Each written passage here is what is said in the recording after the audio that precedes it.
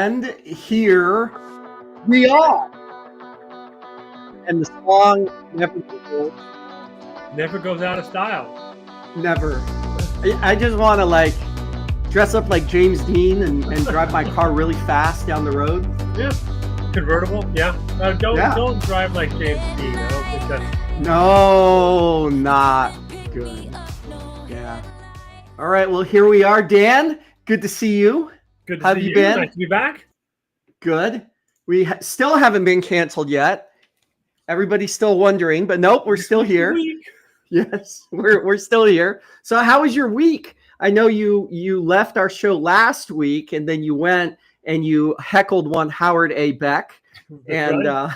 How was that? Did it go well? It was a good week. So the NBA All-Star Game was in San Francisco last week for the first time since 1967.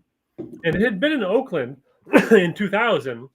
And even in 1967, it wasn't technically. It was San Francisco. It was in the game was in Daly City at the beloved Cow Palace. I know we're going to talk about Candlestick Park lately, but in terms of charming old barns where you think, what the hell? They played games here? Cow Palace might have Candlestick beat on that front. So it was an eventful week. I went to the Howard Beck podcast. Go Aggies! Go Aggies! The other thing I really get a kick out of covering retro athletes, and not that the 1990s were retro, because that was just yesterday, as we know. For people like Ginger, it is retro. Okay. Our young audience out there, they're like, oh, the 90s. I wasn't even born yet. I went back in time, Michael J. Fox style. They had a retired basketball players association gathering, and I went there. You know, this was the first All-Star game since the passing of Dikembe Mutombo. So I wanted to ask a lot of players, and he had been a terrific All-Star game performer. He has the all-time record for defensive rebounds in an All-Star game. Back when defense was played, he had 19 defensive rebounds in one All-Star game. In an All-Star game? Wow, yeah. That's incredible. Four blocks in an All-Star game. Now they don't even put their hand up. But anyway, so it went out, and Vernon Maxwell and Antonio Davis and Jerome Williams, and what was a kick for me is it was retired basketball players, not necessarily retired NBA players. So Harlem Globetrotters were there. So I asked the Globetrotters, how would Steph Curry's game fit into your style of play? And they loved that, because they said, look, he does what we do, what we did, and what they you play with incredible skill, but also this showmanship and this performance for the audience, and you connect with the people, and you are funny at times, and they would have happily enlisted him to beat the Washington Generals were he not already employed. Yes. Did you see Steph's highlight reel from last night? What he did to the Kings? Yeah. That he steals the ball out of the guy's hand, dribbles all the way down the court, no look past to Draymond, perfect time, right? And boom. It's crazy. Incredible. It's just so there's a lot of great basketball players, but Steph and probably Magic Johnson are the two people who are most Larry Bird was pretty showy too. But they're just the flair and the entertainment value in their game is different. Yeah, absolutely. When you bring up Mutombo, do you remember those ESPN commercials where they would have an athlete come on and they would do something, right? I think this was him. They showed ESPN offices, right? 2:00. And they show Stuart Scott, he's balling up a piece of paper and he's throwing it in the trash. Yeah. Mutombo comes by, knocks it out, boom! And he goes, rejected. And then someone else is throwing something in the trash and he boom knocks it away and he goes, I bet he was a pretty interesting character back in the day. Yeah, he seemed like he had a big personality. For sure. What a lot of the players said, which I thought was cool, was, look, he gave the finger wag, the no, not in my house thing. But he was always in character. Nobody ever felt genuinely disrespected by the time. I mean, maybe a player, over his long career felt, but it was a joke. It was fun. He was showing a sense of humor, and all the players. I asked one of them, Jerome Williams, I think, did he ever get you? He goes, because that's not the question. It's of course he got me. He got everybody. He goes, the question is, did I get him? And he said one time, and he recounted it in great detail.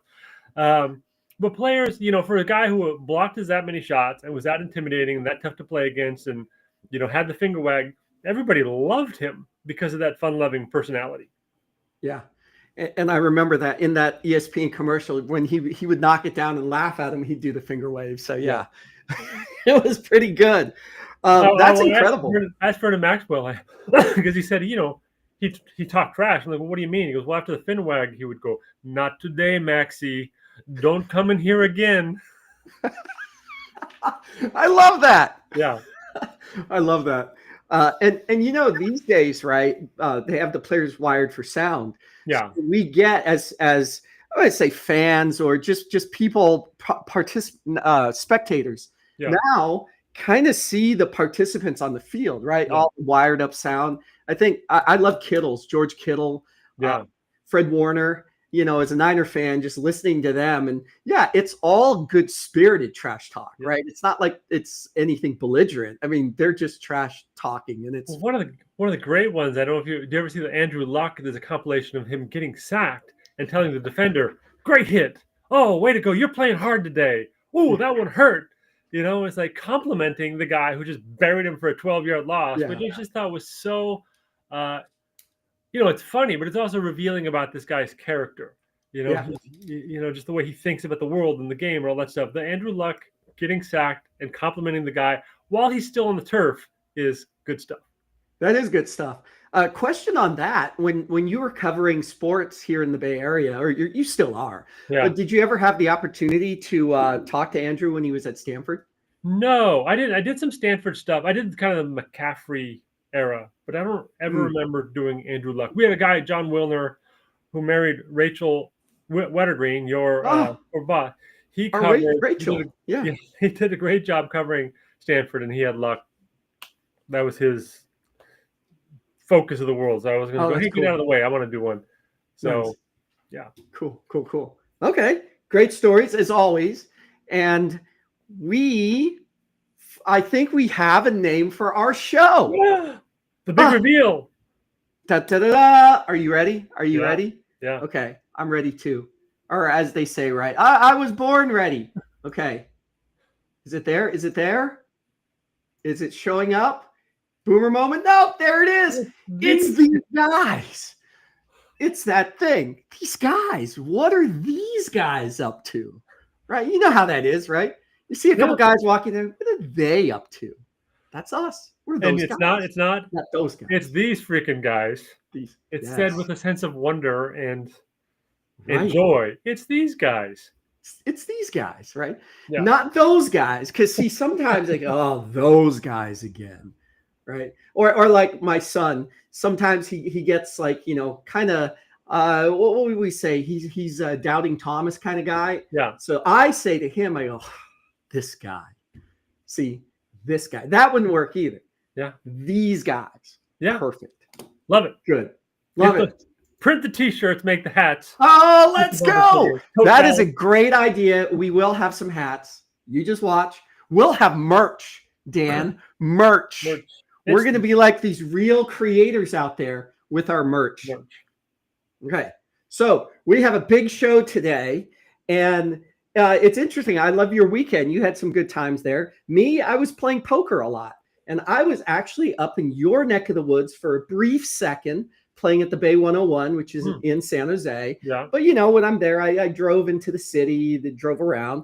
And as I'm driving up the 101, I see the former, location of Candlestick Park. Candlestick Point right there. The park doesn't exist anymore, but Candlestick Point's still there. And I thought to myself, I said, hey, this could be a cool segment with Dan because, that's where we went when we were kids to watch our sports teams. But I'm sure you have many stories about just games you covered there for the Niners, for the Giants. And I wanted to kick it off with a few facts of Candlestick Park to test Dan Brown's knowledge. Now, we do have the brown bag here, but these are just questions. But this are fun facts. So, are you ready, Dan? Yes. Bring on the stick questions. All right. So, we'll do some boring ones first, such as, so do you recall what year they broke ground to start building Candlestick Park?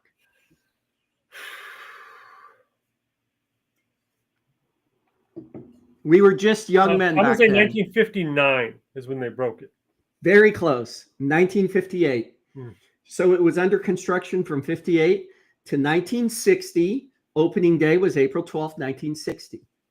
Okay, here's another fun fact.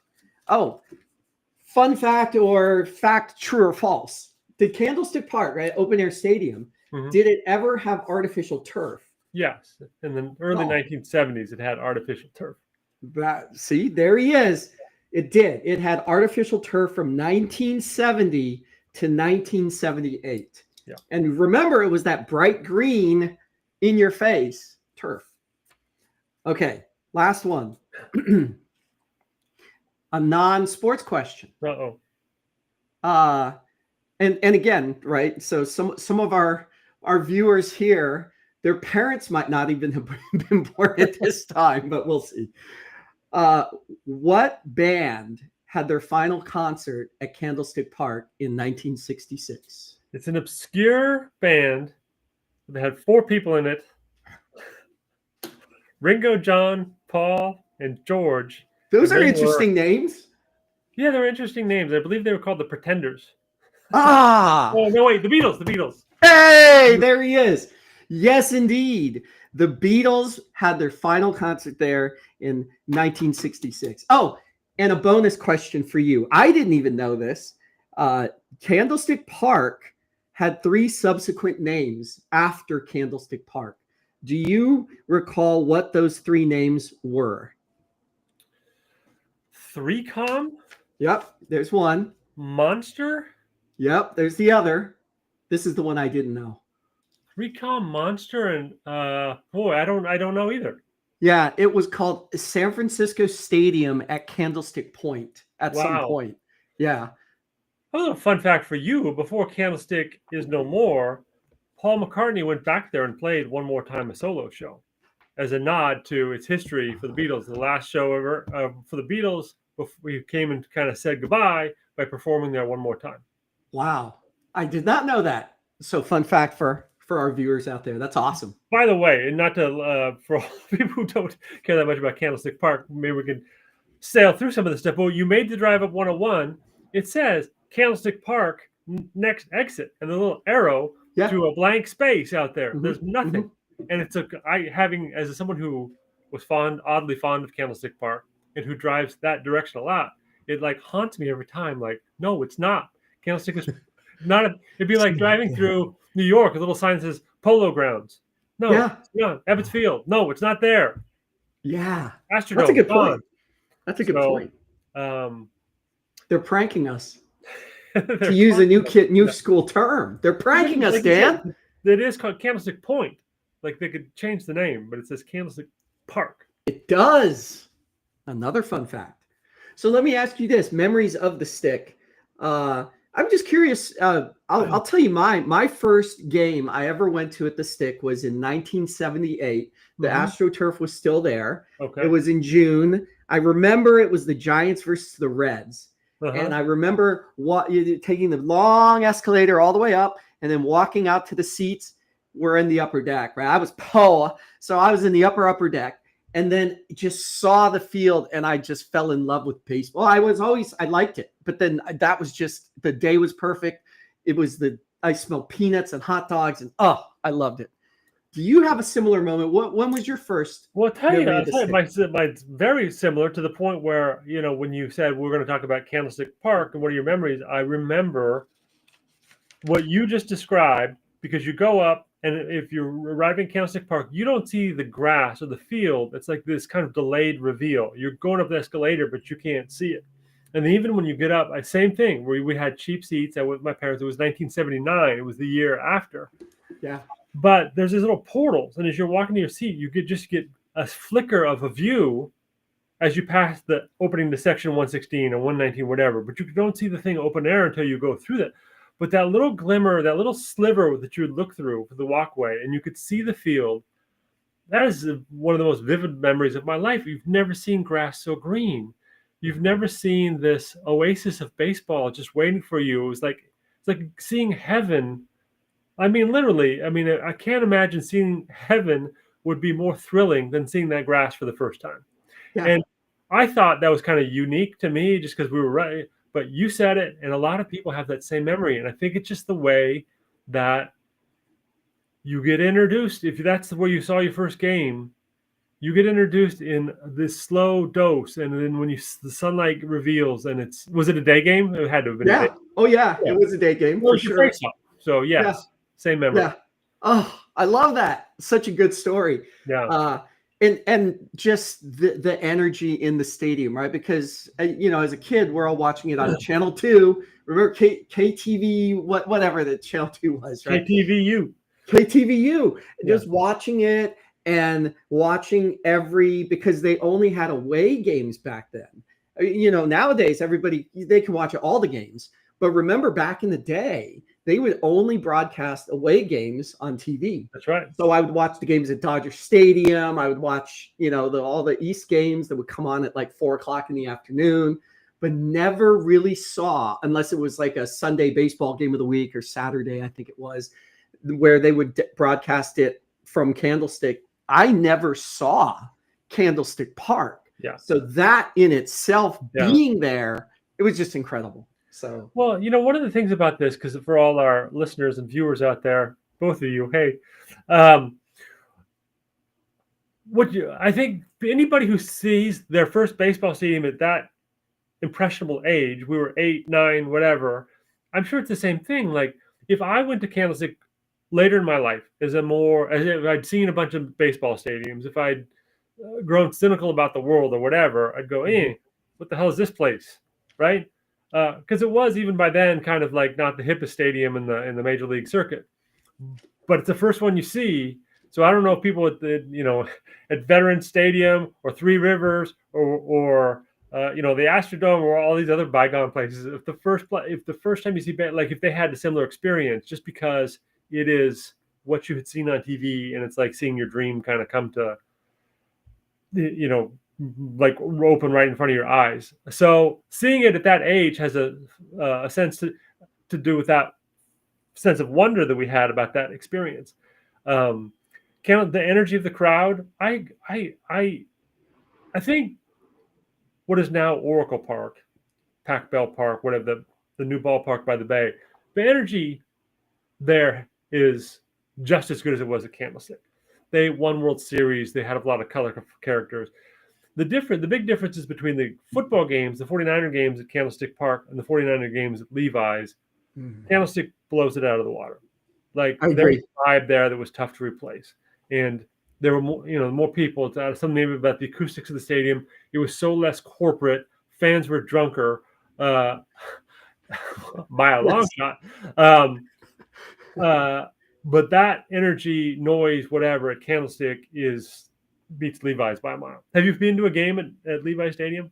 I have, yes. You're absolutely right.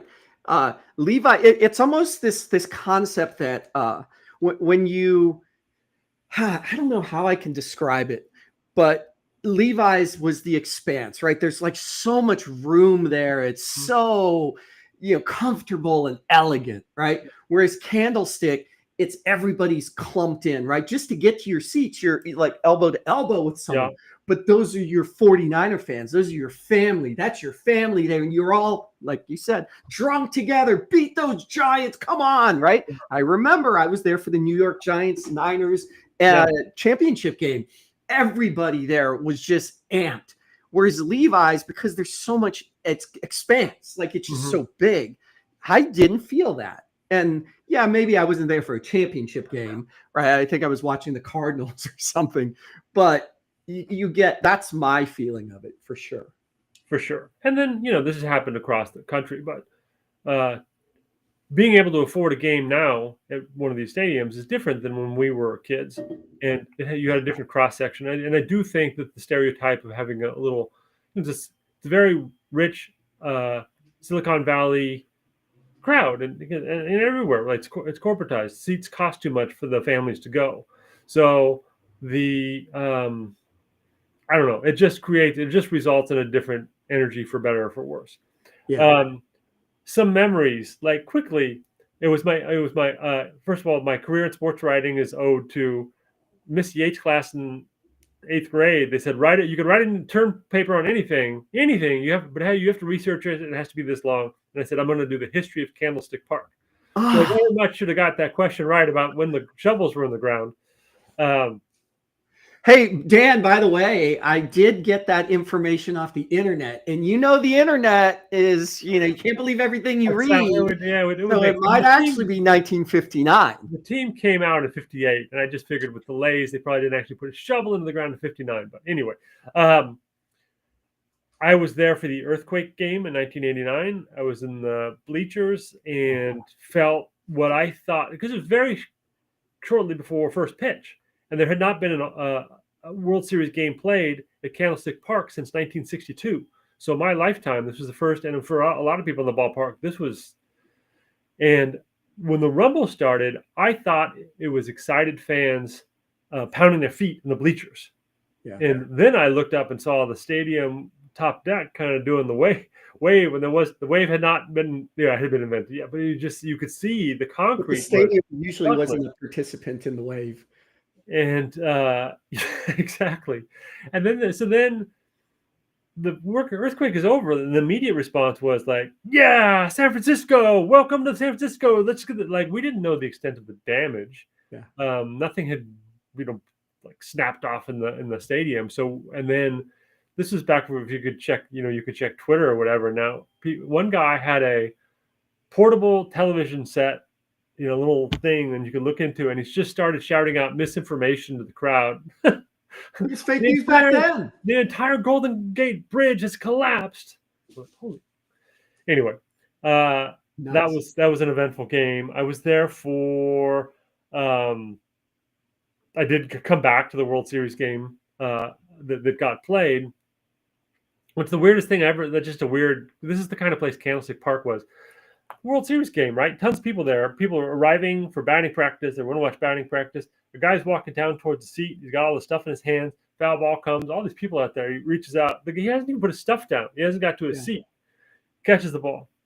Goes to his seat. Puts down his stuff. Looks up. Foul ball. Catches it. That's number 2. And he's like, all right, let's keep it going. And then he muscled into the crowd and caught a third. Within the span of 5 minutes at a World Series game. It was like a magic trick. Anyway.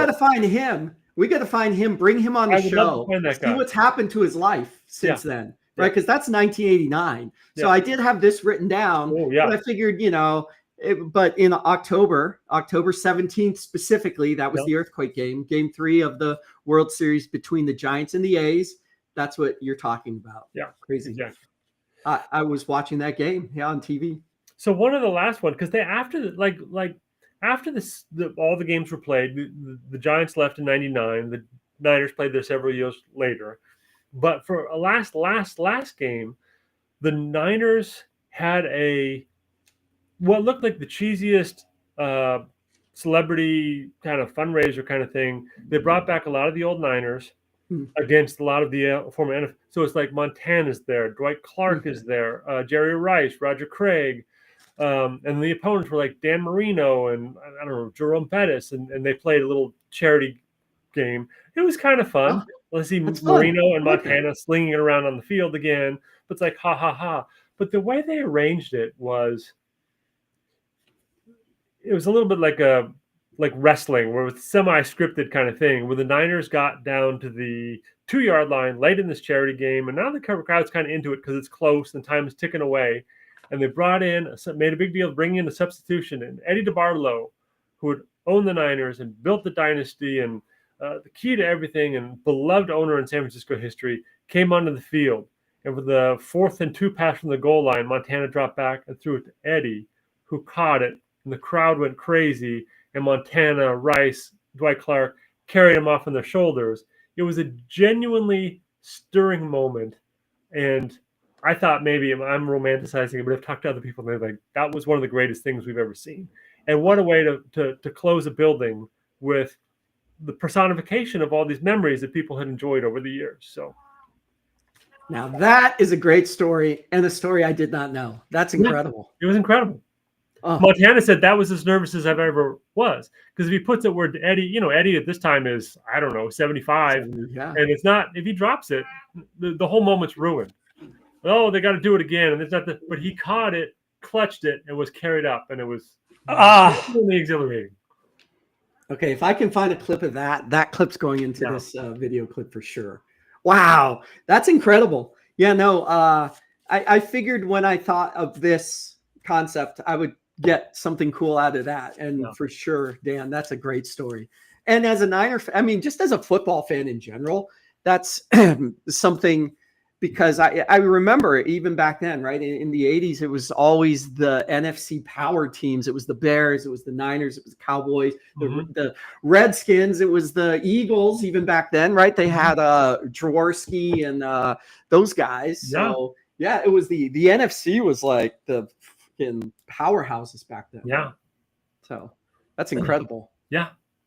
My cat has joined the I was gonna say, I love pets that join, and your cat's name is what's his name? This is Sugar Ray, who's named, it's after the boxer Sugar Ray. Sugar Ray. Not for you kids. It's not named after the singer Sugar Ray. It's named after the boxer Sugar Ray. I do love Sugar Ray's songs though, and the boxer. He was fast. He's fast. Is your cat fast? That was the name. He would beat up bigger cats with his quick hands. Pop, pop, pop, pop. Hey, I like that. Yeah. That's awesome. Good. Well, welcome, Sugar Ray. Good to have you here. And Dan, I think it's time to talk about some journalism here. Yeah. And that kind of prompted this question here that it came up in when we were reviewing the week. You talked about you saw these NBA stars and you were asking some questions there. Now, what we wanted to talk about was some of the blocking and tackling of journalism, and get your thoughts on some of that. What do all great journalists have? And if you want to be a good journalist, what do you have to master? Yeah. So I'm gonna ask you that, but I want to say this. I believe for me, questions, asking really interesting questions is the way to go. And when you said that you were asking these guys all these different questions that they found interesting, you're getting a lot out of them. So I'll first say that, like, is that something that you see? Is that something, like, did you develop that over time, or did you just? I remember you were a pretty inquisitive person back in the days. Did you just develop that talent? Yeah, I would say I was not and am not a great interviewer, but I've recognized that. So over the years, I've learned to some basic tricks, which is one is ask open-ended questions, which is, so don't go like, hey, was Mutombo the best shot blocker you ever faced? Because you could say yes or no. Yeah. Like, hey, what? But the question is, what separated Mutombo? Is, obviously he was a tall guy, but what kind of stylistically, and what kind of what made him extra tough to play against, and just anything that might get a story out of somebody. Then I think that was my first question to a lot of guys is, hey, what do you think about when you think about Mutombo? I didn't have any. They could take it wherever they wanted. But in general, that's it. And I do think that I think we talked about this last week is, if you're going to interview somebody, do a lot of research. So you don't have to ask basic questions like, hey, where did you grow up? Know that already. Where did you go to high school? Know that already. But you could say like, hey, sounds like, you grew up in Illinois, Rockford, Illinois. And what was it like back then? And even just asking it in that way shows, okay, you've done your research. You're a real person. You're serious about this craft. You have looked up where his hometown is. So, and then also listen. I think a lot of interviewers, like especially me, I would go and I'd write my list of 10 questions, and I would go, one, and then I'd read off number 2, and then I'd read off number 3.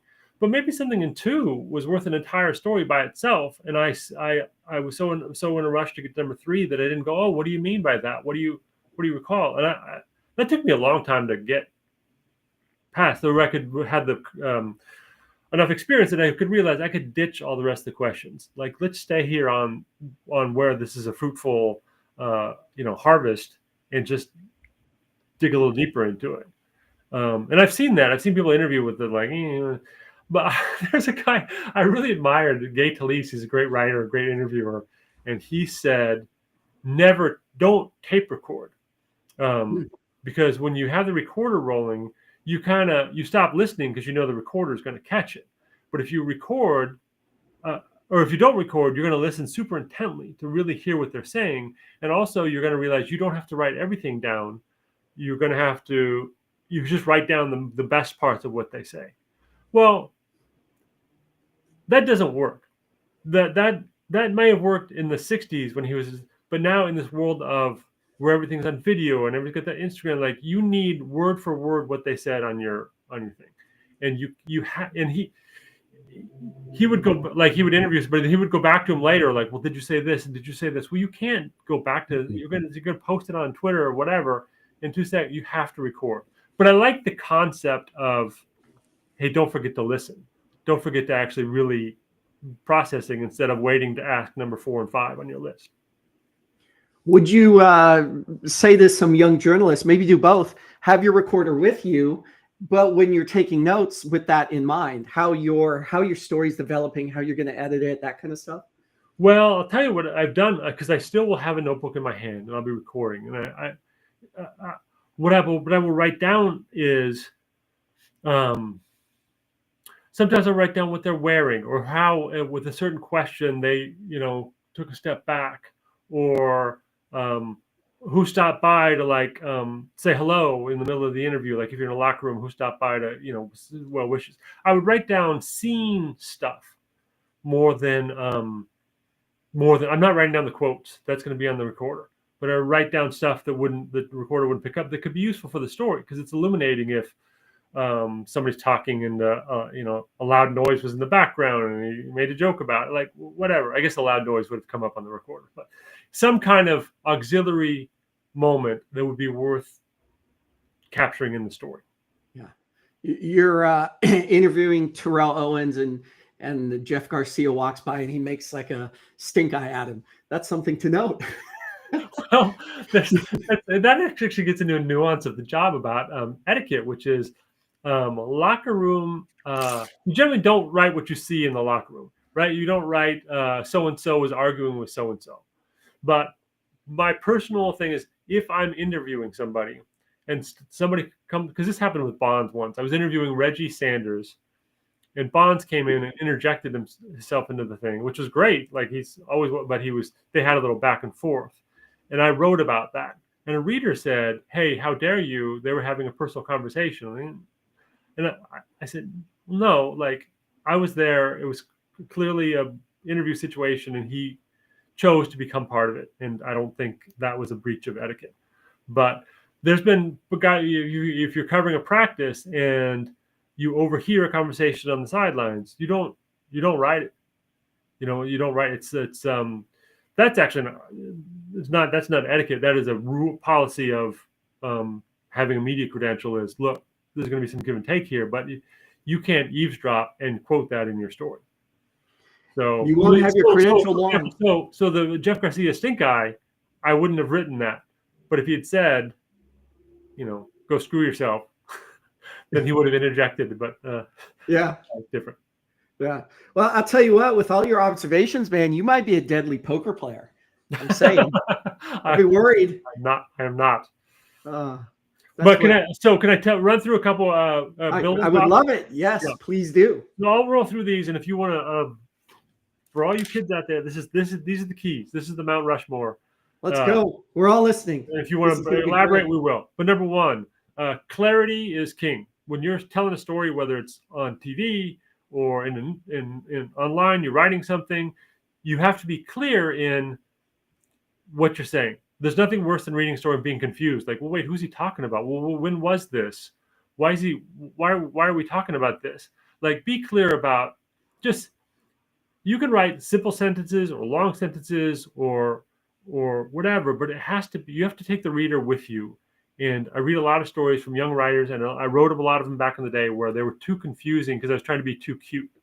And Susan Slesser, my wife for many years, she is not a colorful writer, but she writes with absolute clarity and and really prioritizes what readers need to know. So that's actually number 2 is think of the reader. Have a reader in mind. Ken Korak, who's the great A's broadcaster for many, many years, like literally his style on the radio is to call the game as if it's to a blind person. And he actually knew a blind person who was a listener, and he would broadcast in that way. Where are the runners? Where are the runners stationed? What kind of day is it out on the ball field? When the homer was hit, it wasn't like there's a long drive and it's gone. Like, hey, the deep left center field, just inside the foul line. I guess that wouldn't be the left center, but whatever. It was very descriptive about where the ball was going because he envisioned somebody who was blind and needed to orient. I mean, and we're all blind if we're listening to the radio. We can't see what's happening, but by doing it that way, we could feel as if we were there. So there's an element to that in writing too. Is who are you writing for? And like at The Athletic, I think we're writing to a pretty sophisticated sports fan, and I think a lot of times you can assume that people watch the entire game. So maybe you can elide past some stuff, but you have to keep in mind the one reader who maybe didn't see any of it, and at least have a shorthand reference to what the heck you're talking about. If you say the game turning grand slam, okay, what was going on that would have turned the game at that time? Anyway, little details that. So clarity. Have a reader in mind. I think some writers write for themselves. What is amusing? Oh, this amuses me. But okay. But is some stranger who doesn't know you or saw the game going to be able to follow? Number 3, accuracy. Like you gotta be. That's also co-king up there with clarity.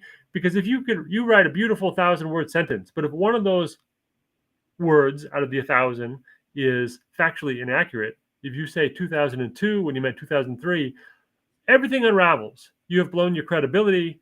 It's what people will fixate on. You can't make that mistake, or you blow it all.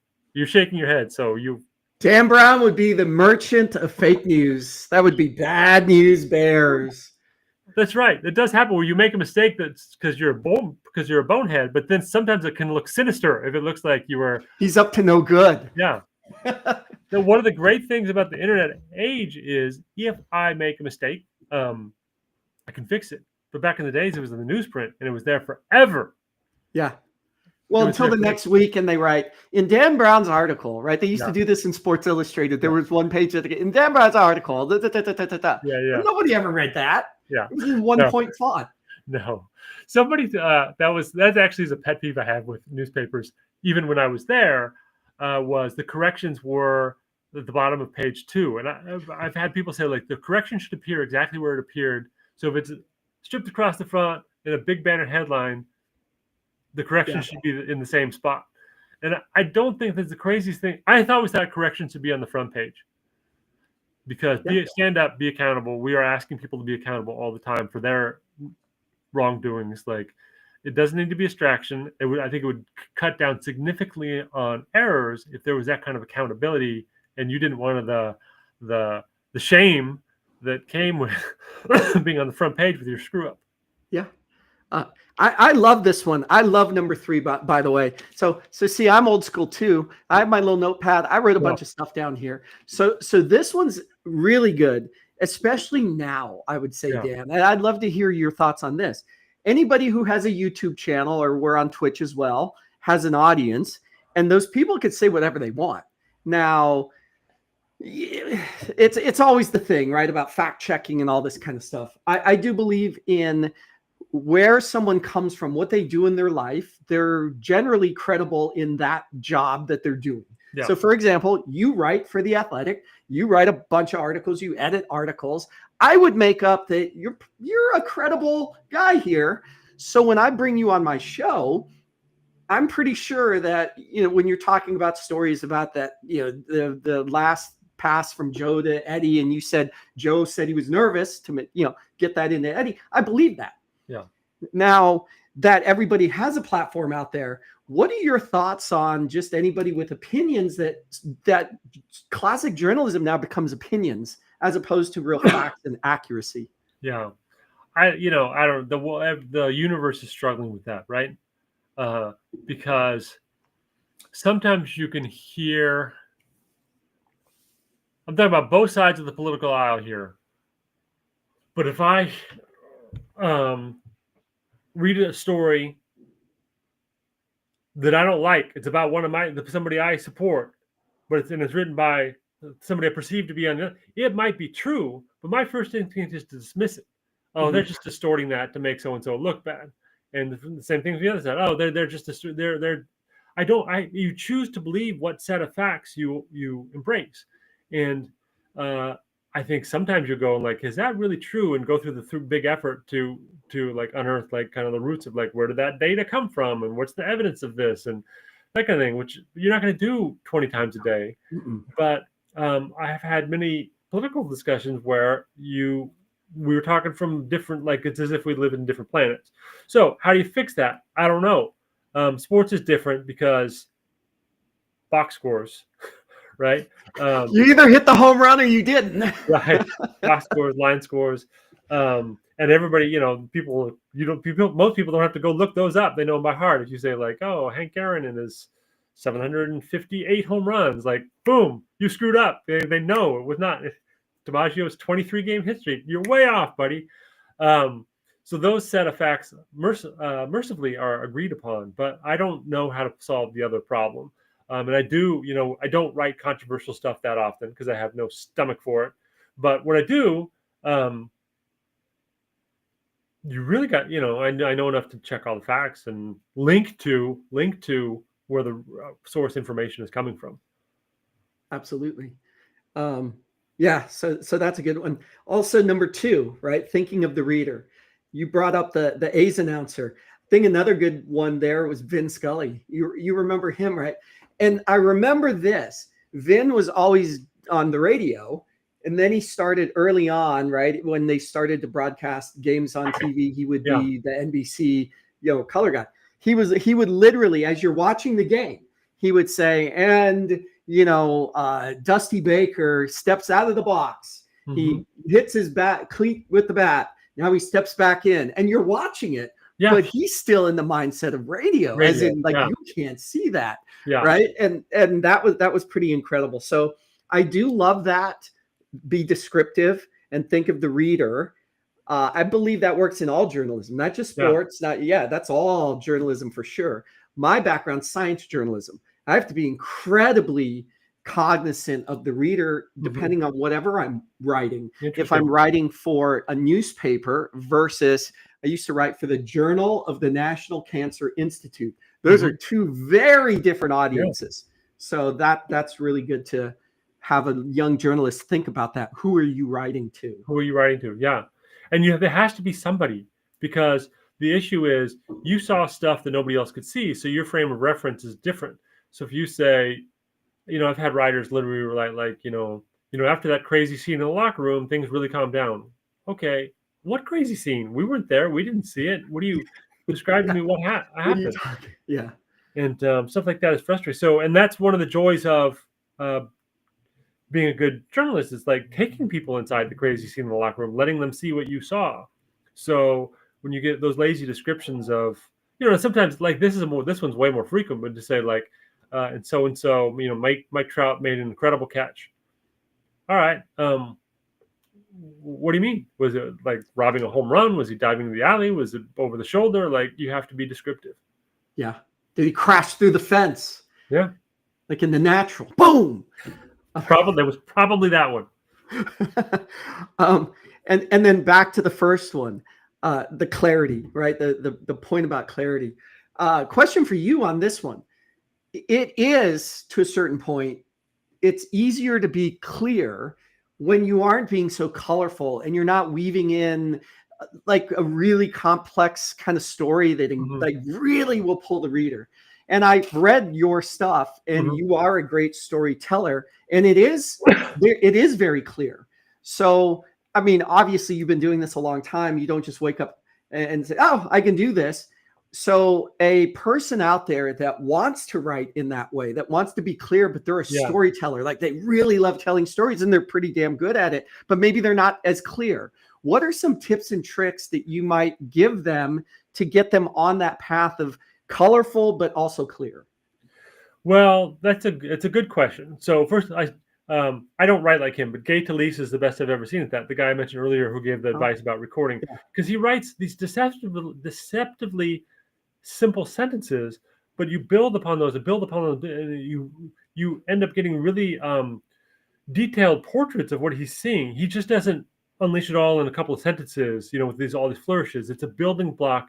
There's a bit of simplicity to how he gets there. He describes this, then this, then this, then this. It's like mosaic tiles, and in the end you can see this thing. And then secondly, the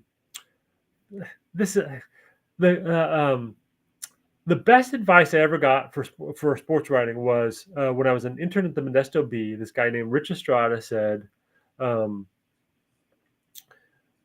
he said, your lead should be the first thing you would tell a friend at the bar after the game. And that's it. There should be a conversational element to it, and you should start and you should let if you told the story, you wouldn't necessarily say like, they won 16-15. You would kind of build things a little bit, like, okay, you got to imagine this. It's 4th down. It's late in the game. It's the 2 of the stars are out. They got backups in there. It's starting to rain. Like, and then you would you wouldn't really draw it, but then eventually, and then you'd have the big reveal. And we all have this natural storytelling instinct when we talk to our friends for telling a story right. So I think I've had in my role as an editor, I've had writers call up and tell me, I'm going to write this incredible story. This is what happened. Like, that's amazing. Do it. And then when they sent it in, that part would be gone. Like, the lead is trash. You had it. Just as you told me, I was mesmerized. But you get all writerly and you think, oh, okay. Use that natural storytelling instinct, or maybe it's not that. Maybe you've learned over time, like how to share information, and you've tried it on friends. And when you tell the story the next time, you add another detail that helps them understand it. Like, it should be like that.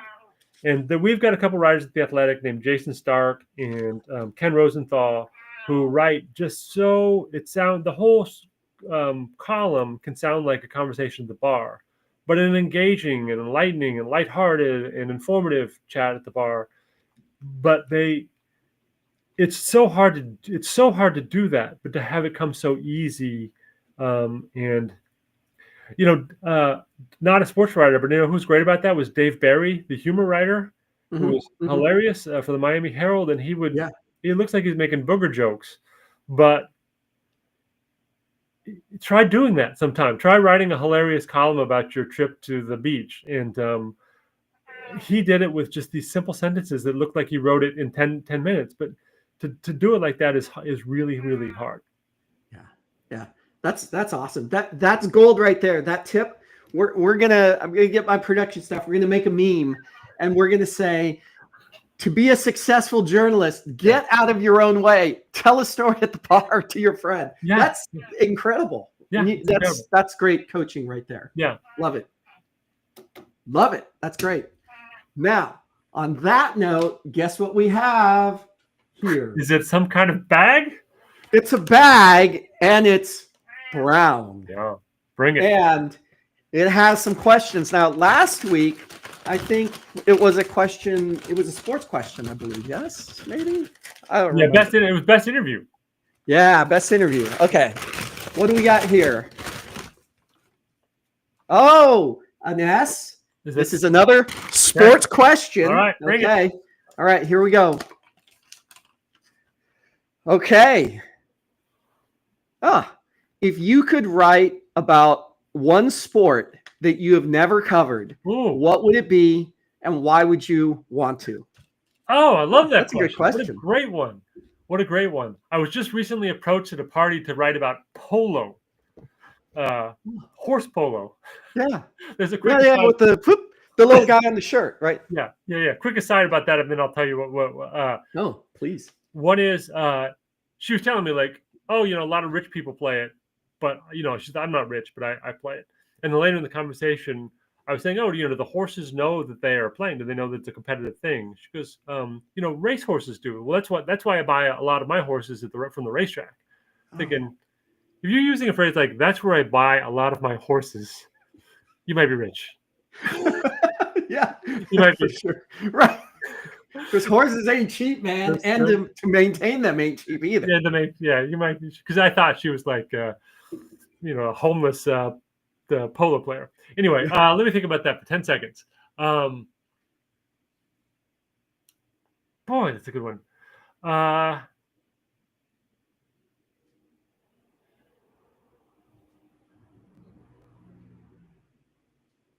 Some consider poker a sport. Oh, poker. Yeah, poker could be sport. I just, off the top of my head, maybe like fishing, in a way where you just start the day with a fisherman.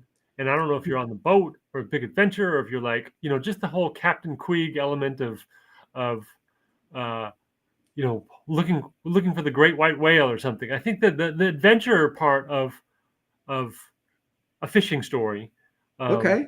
could be super duper fun. And I've never done it. I've never done. I think that'd be super fun just to see, like, and people want to know, like, what are the secrets? How do the great fishermen do it?